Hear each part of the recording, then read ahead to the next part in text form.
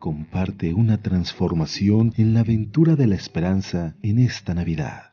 Una reflexión para cada día del Adviento.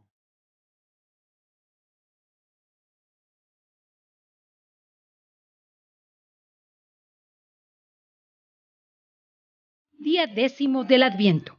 Bien, nos encontramos en nuestra reflexión del día 10 del Adviento, en donde pues es necesario que hagamos una reflexión profunda, ya que hablamos de lo que significa la conciencia, que hablamos de la Inmaculada Concepción, que buscamos a San Juan Bautista como quien nos llama a la conversión, como ese personaje central de la Navidad, junto con la Virgen e Isaías. Y el día de hoy, en esta reflexión del día 10, tenemos que hacer una profunda reflexión sobre nuestros pecados.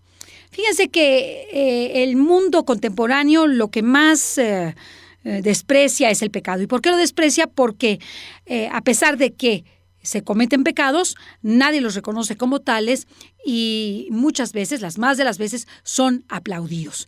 Y por eso es muy importante formar nuestra conciencia y que sepamos qué es el pecado, qué clases de pecados hay, cuál es su gravedad, porque de ahí la trascendencia de que seamos formadores, seamos esos pastores de los que ya habíamos hablado y por otro lado que también podamos pastorear nuestra propia alma. Así es que hay muchas citas en la Sagrada Escritura que refieren al pecado y que nos hacen ver su existencia real en nuestra vida por las acciones que cometemos de pensamiento, de palabra, de obra o de omisión. Por ejemplo, en Romanos, esta carta de San Pablo, él dice que por un solo hombre entró el pecado en el mundo y con el pecado la muerte. Y la muerte se fue propagando a todos los hombres porque todos pecaron. Desde luego por consecuencia del pecado original, el pecado de nuestros padres de Adán y Eva. También en esta misma carta, San Pablo dice y nos habla de la sobreabundancia de la redención. Dice que la consecuencia del pecado original es efectivamente este pecado que vive la humanidad y habla de los vestigios que deja en nosotros aún después del bautismo. Por otra parte, por ejemplo, en Juan se menciona el Hijo de Dios vino a destruir las obras del diablo. También Juan nos menciona todo el que comete pecado, esclavo es del pecado.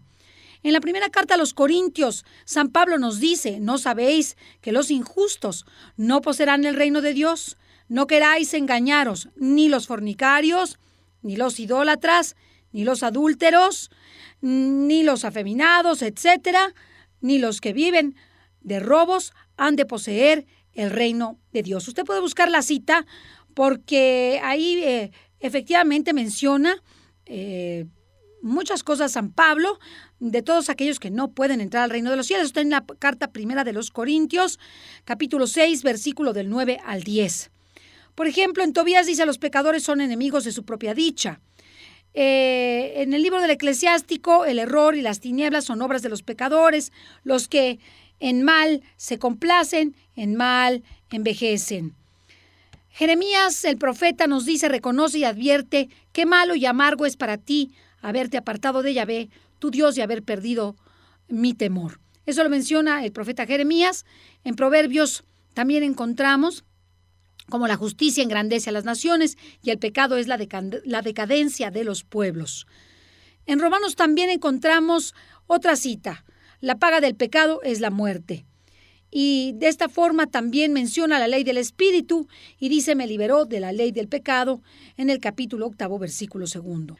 También en el libro de Levítico nos dice, si no me escucháis y no ponéis por obra mis mandamientos, si desdeñáis mis leyes, menospreciáis mis mandatos y no los ponéis por obra, si rompéis mi alianza, ved lo que también yo haré con vosotros. Echaré sobre vosotros el espanto, la consunción y la calentura que debilitan vuestros ojos y destrozan el alma. Sembraréis en vano vuestra simiente y seréis derrotados por vuestros enemigos que os dominarán y huiréis sin que os persiga nadie.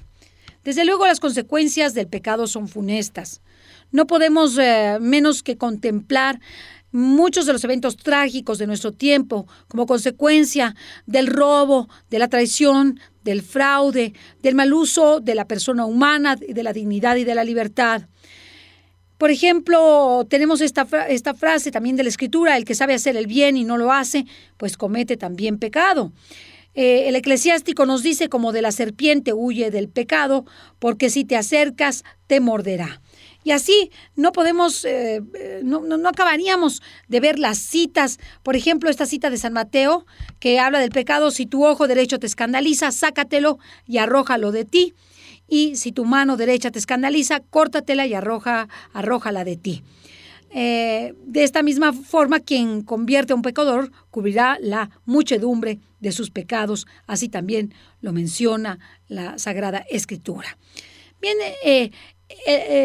las menciones al pecado dentro del mismo Evangelio son cuantiosas. Es más, nuestro Señor Jesucristo, cuando refiere al pecado, siempre a los pecadores que se le acercan, porque todos lo somos, pero en aquel entonces a los que se le acercaron para recibir algún milagro, les dijo: tus pecados te son perdonados, o vete y no peques más, tu fe te ha salvado. Bien, estas frases, pero en ellas, en muchas de ellas, en donde efectivamente Jesucristo hace referencia al pecado y llama a las personas a la conversión y a un cambio de vida. Desde luego que lo más importante no era la sanación física, que para la persona que busque ese milagro, desde luego lo más importante, pero Jesucristo les hace ver a todas esas personas que se le acercan y le piden el milagro que lo más importante es el alma y que lo más importante es dejar de pecar, porque si está el alma enferma, también el cuerpo estará enfermo.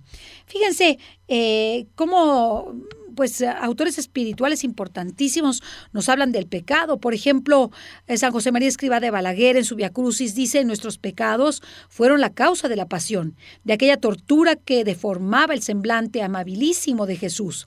Perfectus Deus, perfectus homo. Y son también nuestras miserias las que ahora nos impiden contemplar al Señor y nos presentan opaca y contrahecha su figura. Cuando tenemos turbia la vista, cuando los ojos se nublan, necesitamos ir a la luz.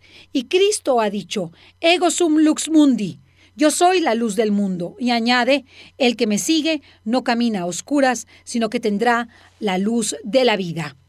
Santa Teresa, al referirse en las moradas al pecado, dice: yo sé de una persona a quien quiso nuestro Señor mostrar cómo quedaba un alma cuando pecaba mortalmente. Dice aquella persona que le parece, si lo entendiesen, no será posible a ninguno pecar, aunque se pusiera a mayores trabajos que se pueden pasar por huir de las ocasiones. Bien, en el lenguaje antiguo, en este castellano antiguo, Santa Teresa nos da a ver cómo Jesucristo a almas privilegiadas les ha mostrado los efectos del pecado en el alma. Desde luego, los niños de Fátima vieron los efectos del pecado en el alma y vieron el infierno. Esto que es la raíz del infierno, el egoísmo humano, que vieron los niños de Fátima, hizo que se los llevara la Virgen, sobre todo a Jacinta y a Francisco. Ya no los dejó porque era una tortura para ellos saber cómo se condenaban los pecadores, y ellos ya hacían sacrificios inusitados para efectivamente mostrar su amor por los pecadores y el deseo del cielo para que se convirtiesen. Por ejemplo, el Concilio Vaticano II, en la Constitución Gaudium et Spes, nos dice: cuando la realidad social se ve viciada por las consecuencias del pecado, el hombre inclinado ya al mal desde su nacimiento, nos dice esta Constitución Gaudium et Spes, encuentra nuevos estímulos para el pecado, los cuales solo pueden vencerse con denodado esfuerzo ayudado por la gracia. ¿Qué quiere decir esto? Pues que efectivamente cuando todo el entorno social está lleno de pecado es muy difícil dejar de pecar, y que los hombres y mujeres no se pongan dentro del pecado, dentro de esas ocasiones de pecado, porque todo su ambiente que les rodea es nefasto. Y por eso el pecado llama pecado, así como el bien llama al bien. También la Constitución Gaudium et Spes nos dice lo que la revelación divina nos dice que coincide con la experiencia. El hombre, en efecto, cuando examina su corazón, comprueba su inclinación al mal y se siente anegado por muchos males que no pueden tener origen en su santo Creador. Al negarse con frecuencia a reconocer a Dios como su principio, rompe el hombre con la debida subordinación a su fin último y también toda su ordenación, tanto por lo que toca a su propia persona como a las relaciones con los demás y con el resto de la creación. O sea, que una vez que el hombre rompe con Dios, rompe porque no cree en Dios, rompe porque no le interesa lo que está sucediendo en su entorno y es indiferente a las cosas de Dios, pues rompe toda subordinación al orden, a la disciplina, a los límites que todo ser humano se debe poner.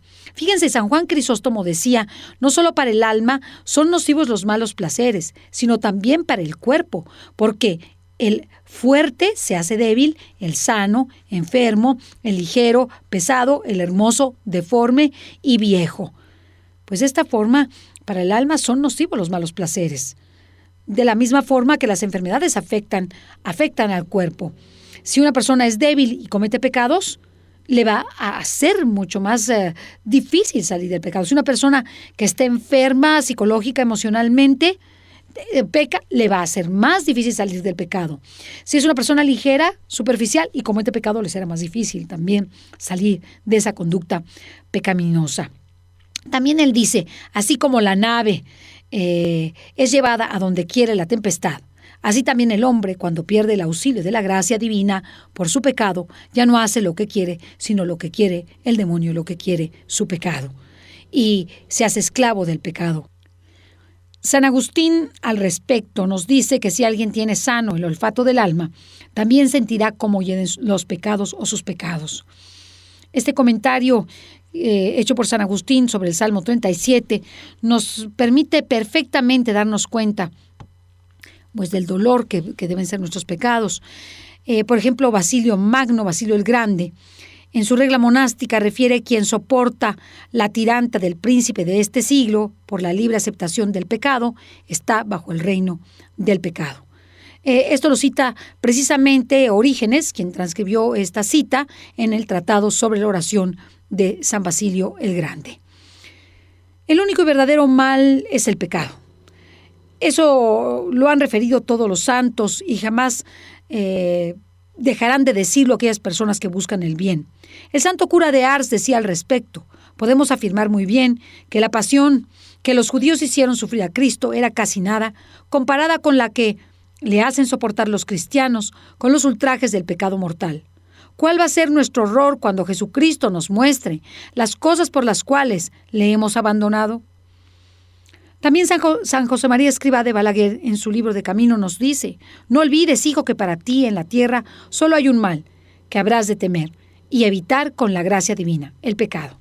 En fin, todo esto nos hace, pues, profundizar de lo que significa el pecado en nuestra vida y lo que nos puede realmente afectar. El pecado tiene este aspecto negativo que nos va dando y nos va dando y nos va dando hasta que definitivamente nos va destruyendo toda la guardia, todas las capacidades, toda la sensibilidad y nos deja inutilizados y esclavos de ese pecado. Nosotros sabemos que efectivamente el mal brota en todas partes. Desgraciadamente es difícil encontrar personas que obran el bien y que obran conforme a la voluntad de Dios.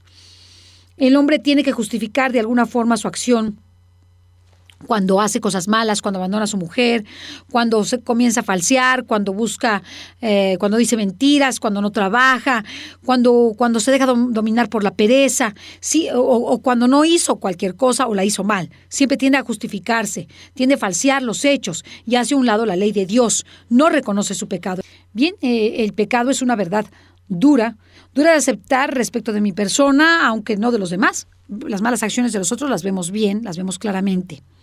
¿Qué proceso lleva el pecado? A veces creemos que el pecado es cosa de un momento, pero no, tiene un proceso. Tiene un proceso que se va realizando en nuestro ser, en nuestro interior. El pecado no es algo solamente de improviso, sino que se desarrolla paso a paso, se prepara desde adentro y no lo comete un anónimo, sino una persona que tiene nombre y apellido.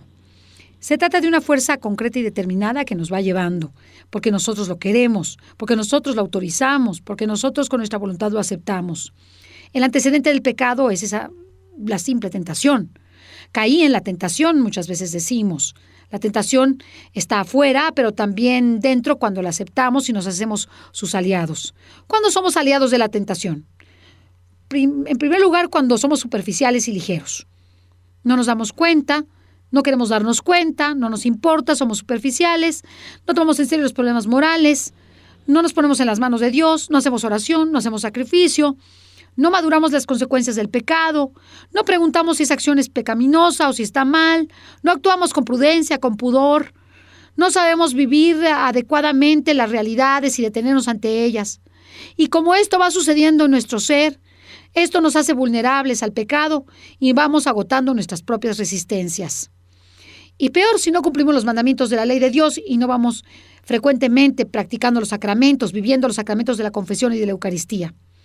Así nuestras resistencias prácticamente quedan minadas. No hay resistencia al mal, entonces se peca. Y al pecar, seguimos pecando y nuestra alma, al pecar, queda posesionada y aprisionada en el pecado como esclava de él. Y el pecado engendra otro pecado. Es como cuando uno dice una mentira, dice otra y otra y otra y otra y otra y otra. O cuando uno no hace una cosa y la tiene que justificar y tiene que mentir, pues ahí va más acciones y más acciones y más acciones. Es como el delincuente que mata o que roba, entonces lo sorprende y entonces busca una justificación tras otra, tras otra, tras otra para cubrir y ya dice tantas mentiras que ya no se encuentra de ninguna forma la verdad. Así que hay pecados que no van más allá, aparentemente, pero tenemos que estar alertas, y otros que son una gran fuerza una vez que los cometemos y que desencadenan otro pecado de mayor envergadura que puede llevar a nuestra alma al infierno, ¿verdad? Y nos lleva a realizar malos hábitos. Por ejemplo, entre estos pecados que nos van llevando a pecados mayores, tenemos, por ejemplo, el simple cigarro.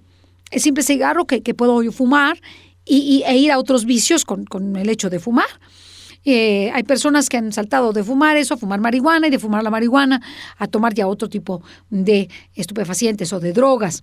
En el caso del alcoholismo, aparece como un pecado tonto. Realmente uno va a una reunión, toma 1 o 2 copas, pero muchas veces traspasa esos límites y va a momentos más inesperados y traspasa más y más los límites, y muchos homicidios se cometen por el alcoholismo o por las drogas, homicidios, violaciones, muertes a personas inocentes porque aquella persona se dejó llevar por el pecado. Desde luego, el pecado es individual. El pecado es individual. De esto nos habla el catecismo, que hay pecados leves y graves, veniales o mortales. Pues bien, la medida del pecado es individual.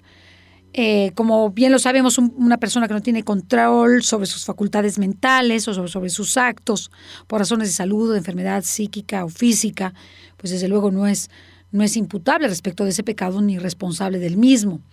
Sin embargo, cuando una persona es absolutamente normal y en condiciones normales, pues la persona que obra mal comete un pecado. Cuando es grande, la falta o la ofensa a Dios, pues es un pecado mortal, y cuando es pequeña o leve, pues es un pecado venial. Ya dijimos que el pecado mortal mata el alma totalmente y mata también sus frutos. Nadie puede juzgar a otro hombre, solo Dios puede juzgar al hombre, y porque Él conoce la dimensión del pecado de cada uno y sus propias intenciones.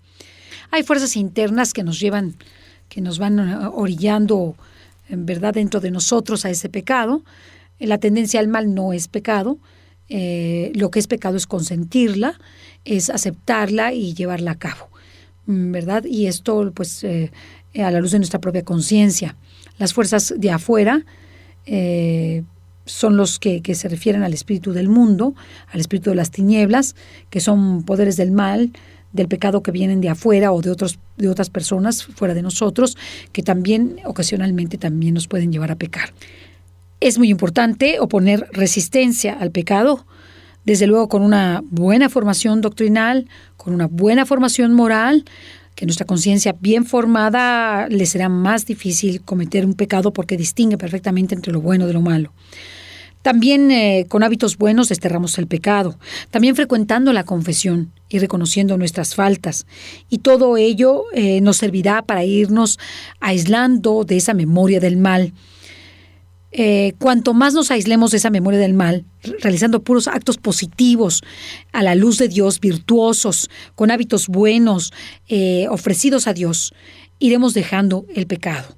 Y si tenemos un pecado recurrente, como podría ser un vicio, el alcoholismo, o las drogas, o tener una vida disipada sexualmente, para poder romper con esas ataduras, es necesario que la persona se haga una gran violencia.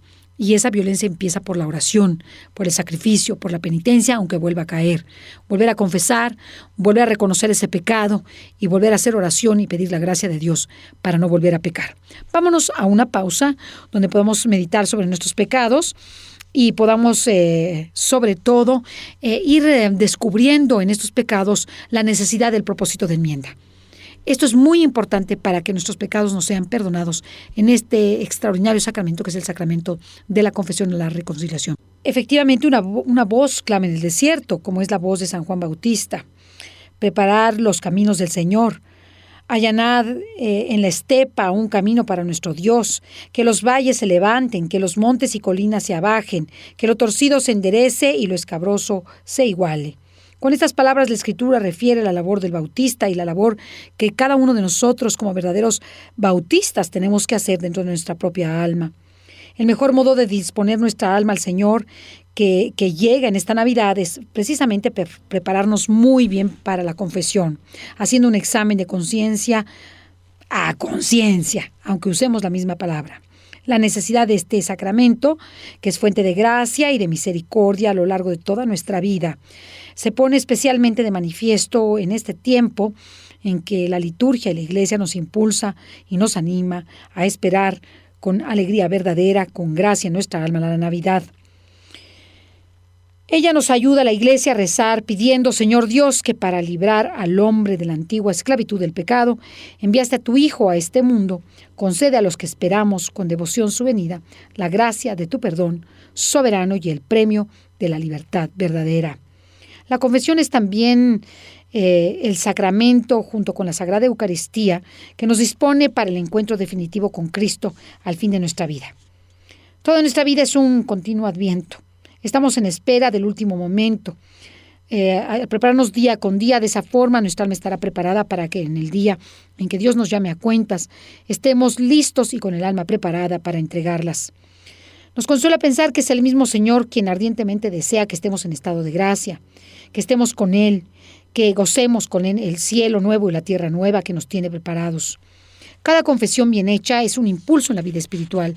Por eso no dejemos de una manera superficial este sacramento. Si tú me dices que siempre confiesas los mismos pecados, es porque efectivamente no pones esfuerzo en tu examen de conciencia ni en tu confesión. Y por tanto, de poco te valdrá esa confesión porque no hay un verdadero examen de conciencia, dolor de corazón, propósito de enmienda, decir los pecados al confesor y cumplir la penitencia, que son los requisitos del sacramento.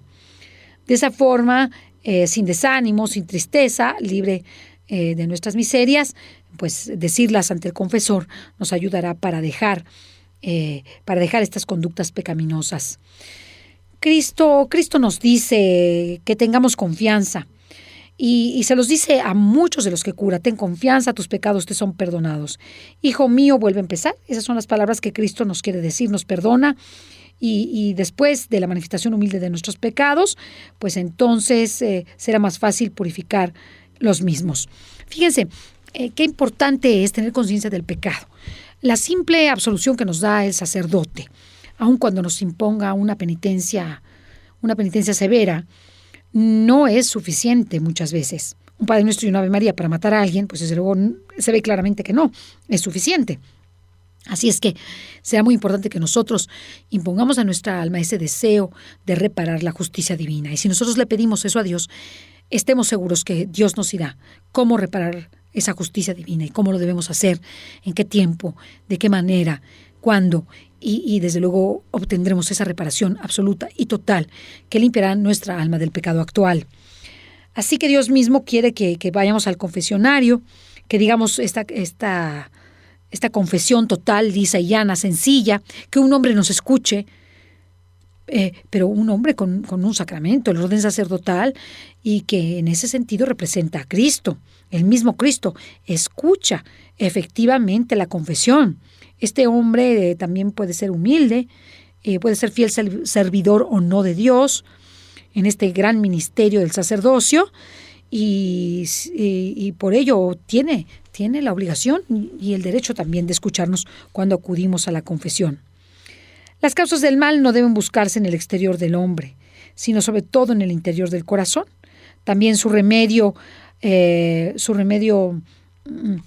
este empeño por la conversión. No debemos tener esta alma superficial de la que ya habíamos hablado frente a las acciones del hombre o frente a las acciones torpes o que no parecen pecado y que lo son, y que nosotros por nuestra ignorancia culpable desconocemos. Por eso, mediante un sincero arrepentimiento, con un firme propósito de enmienda y una firme confesión de nuestras culpas, podemos alcanzar el perdón y reiniciar nuestra vida espiritual. Para quienes han caído en pecado mortal después del bautismo o hemos caído en pecado mortal después del bautismo, pues este sacramento es muy necesario de la confesión para salvarnos, como lo es el bautismo, ya que con el bautismo somos regenerados a una vida sobrenatural. También a través de la confesión somos regenerados en la vida de la redención, en la vida de la salvación. Así es que por eso tanta importancia le da la Iglesia, tanto a sus sacerdotes como a la confesión, y a ellos los forma y los orienta para que siempre en el confesionario puedan ayudar a esas almas que han cometido pecados y consolarlas para llevarlas a un cambio y a una conversión. Todos los pecados mortales cometidos después del bautismo y las circunstancias que modifiquen su especie deben pasar por el tribunal de la penitencia, en una confesión auricular y secreta con absolución individual. Debemos decir todos los pecados, de los más fuertes a los más pequeños. No le tenga miedo ni pena a decirlos, dígalo con todas sus letras. Diga qué pecado maté, robé, violé, forniqué. Dígalo con todas sus letras. Es lo mejor. Se lo aconsejo y le doy ese sano consejo de no perder el tiempo, porque cuando salga va a sentir que no confesó las cosas bien y va a tener que ir a otro confesionario y va a perder más tiempo. Y gracias, además, por haber hecho eso. Recuerde que a Dios nadie le puede ocultar el estado de su alma. Todos los pecados que cometemos tenemos que purificarlos y tenemos que hacerlo con oración, penitencia y sacrificio. El Santo Padre nos pide a todos que hagamos cuanto esté en nuestras manos para ayudar a la comunidad eclesial a apreciar plenamente el valor de la confesión individual como un encuentro personal con el Salvador misericordioso que nos ama, y ser fieles a las directrices de la Iglesia en materia de la confesión, que es secreta, auricular e individual. Cuando se da la absolución comunal, una absolución a todos general, es necesario en cuanto se pueda confesarse y en la confesión auricular e individual, ¿verdad? Y esta confesión procede en los casos de extrema necesidad. Y la confesión, siendo total e individual y completa, entonces es válida cuando ha cumplido estos requisitos de los que ya hablamos hace unos momentos al referirnos a la confesión. Vayamos pues a la confesión con el alma contraída, con el alma contrita, con el deseo de que nuestros pecados sean perdonados y sabiendo que hemos herido a la majestad divina. Desterremos de nosotros el pecado con obras buenas, con obras cara a Dios, con obras virtuosas, y amemos la gracia de Dios y pidámosle a Él que no nos abandone, porque si su gracia nos abandona, seremos capaces de cualquier cosa. Pidámosle a Jesús que cuide nuestra alma, que nos ayude, aún en contra de nuestra voluntad, a cuidarla, y que nunca nos separemos de Él en ninguna circunstancia, a pesar de que con ello nos lleve la propia vida.